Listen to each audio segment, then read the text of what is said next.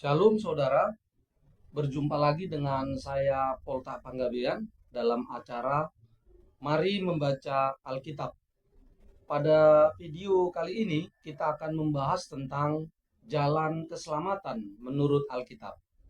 Ada pertanyaan, ada berapa jalan keselamatan yang diajarkan oleh Alkitab?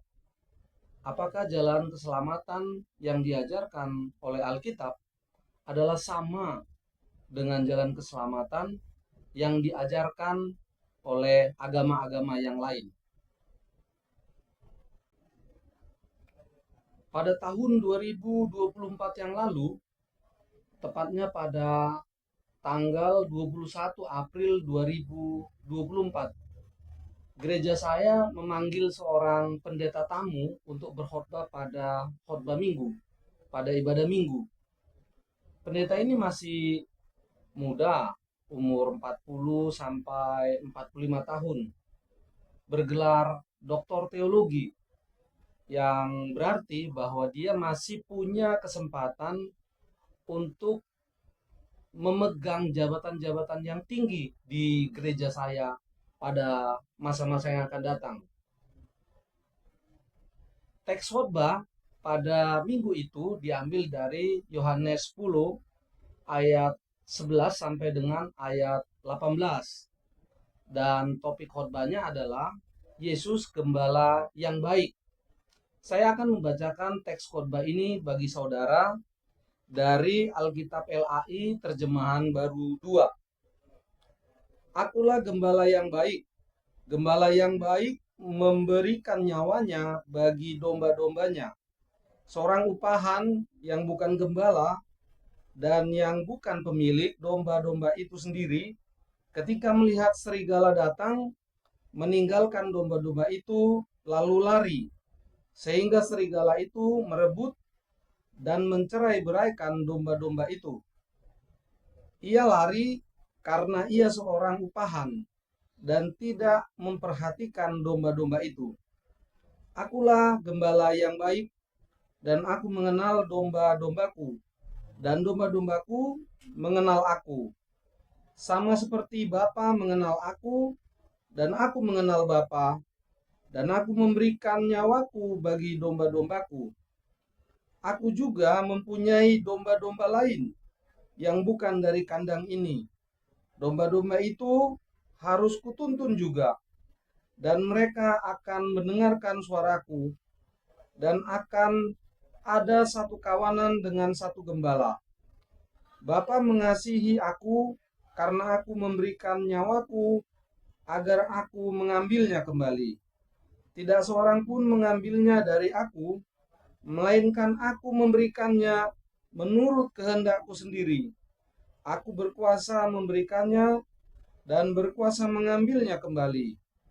Inilah perintah yang kuterima dari Bapakku.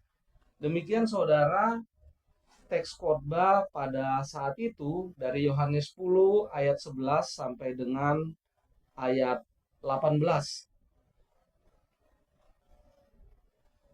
Yang menarik dari khotbah Pak Pendeta ini adalah ketika ia menjelaskan ayat 16 dari teks khotbah ini, domba dari kandang yang lain. Pak Pendeta ini mengatakan, jangan sampai orang Kristen yang percaya pada Yesus tidak selamat, tetapi orang lain itu selamat. Ketika mendengar pernyataan itu, saya sangat kaget, saudara. Bagaimana tidak, dari podium khotbah sebuah gereja reformasi, dari podium khotbah sebuah gereja Lutheran, ada seorang pendeta yang mengatakan ada keselamatan dari agama lain, ada keselamatan bagi orang yang menolak dan tidak percaya pada Yesus Kristus. Itu mengagetkan saya. Ternyata saya tidak kaget sendirian, saudara, karena setelah selesai ibadah, ada seorang jemaat yang maju ke depan, kemudian bertanya kepada Pak Pendeta, "Pak Pendeta, boleh nggak saya mengajukan pertanyaan dan kita diskusi terbuka terkait dengan khotbah Pak Pendeta tadi? Ada yang mau saya tanyakan," kata jemaat itu.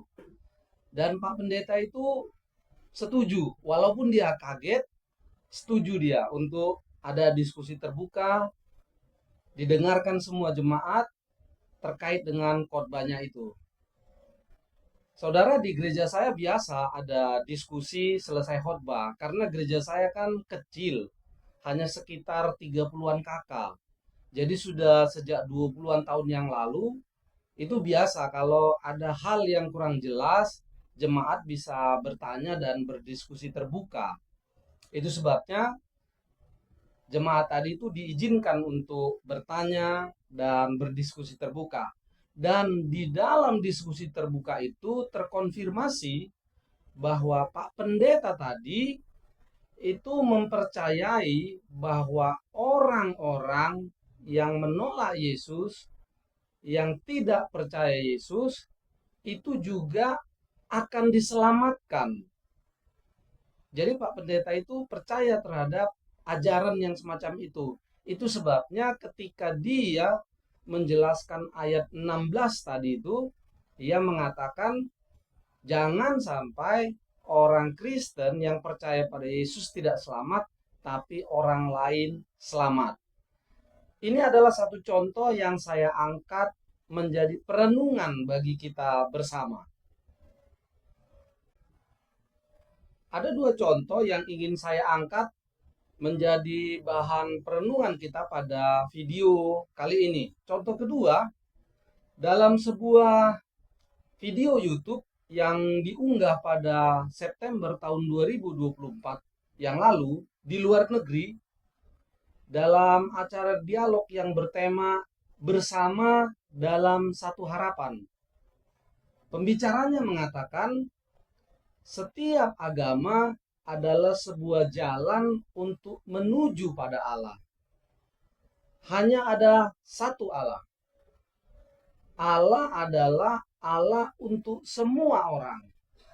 Oleh karena itu, semua manusia adalah putra-putri Allah. Itu pernyataan dari pembicara pada acara dialog yang di luar negeri itu.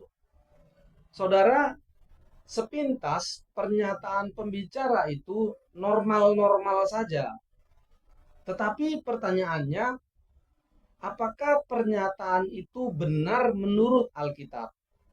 Apakah pernyataan itu benar menurut iman Kristen? Ada dua isi pernyataan itu.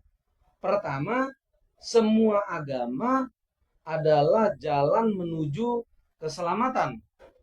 Pernyataan kedua, Allah itu hanya ada satu adanya. Kesimpulannya, jika hanya ada satu Allah saja, jika setiap agama adalah satu jalan menuju kepada Allah, maka itu berarti pembicara itu sedang mengatakan bahwa Allah yang disembah semua agama, Allah yang disembah semua agama adalah Allah yang satu dan sama.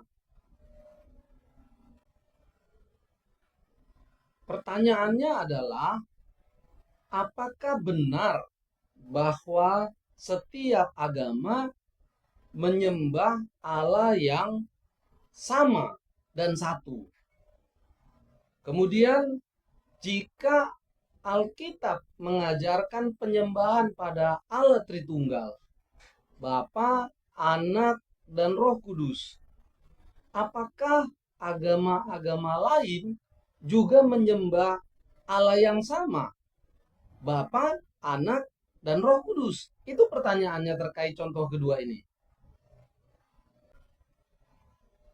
Saudara, itu dua contoh yang saya angkat menjadi renungan bagi kita pada video ini. Saya mengangkat kedua contoh yang saya sampaikan tadi bukan dengan maksud untuk membuat polemik dengan yang lain. Tetapi saya mengangkat kedua contoh itu hanya untuk memberitahukan bahwa ada bermacam-macam pemahaman gereja tentang jalan keselamatan. Dan di ajaran mana gereja saudara dan saudara berdiri di antara ajaran-ajaran tentang jalan keselamatan itu. Jadi video ini saya buat juga untuk mengajak kita semua untuk rajin membaca Alkitab. Karena tujuan video ini dibuat adalah memang untuk mengajak kita semua penonton video ini untuk rajin membaca Alkitab dan memperlengkapi diri kita dengan senjata-senjata iman sebagai tanda bahwa kita bertumbuh dalam iman menjadi rekan sekerja Allah. Karena di sekeliling kita juga banyak ajaran-ajaran yang berseliweran yang belum tentu sesuai dengan apa yang diajarkan oleh Alkitab.